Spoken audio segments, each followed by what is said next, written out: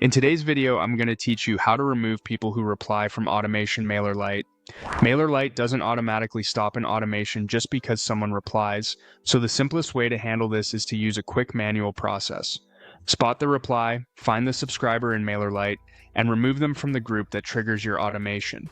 That's it. No complex setups required, and it works reliably in most workflows. Start by checking your email replies in the inbox connected to your sender address. That could be your regular email account such as Gmail or Outlook. Make sure the reply to address on your campaigns points to an inbox you actually monitor so nothing slips through. If you get a lot of replies, consider adding a label or folder in your inbox to collect them, making it faster to work through each message. When you see a reply you want to act on, copy the subscriber's email address from that message. Now switch over to Mailerlite, go to the subscribers section and paste the email address into the search bar. When the subscriber appears, open their profile. This gives you a full view of their status, groups, and current activity. If your automation is triggered by a group, removing the subscriber from that group will stop the sequence for them. In the subscriber's profile, open their group memberships and simply deselect the group that starts the automation. For example, you might remove them from a group like lead nurture or sales sequence.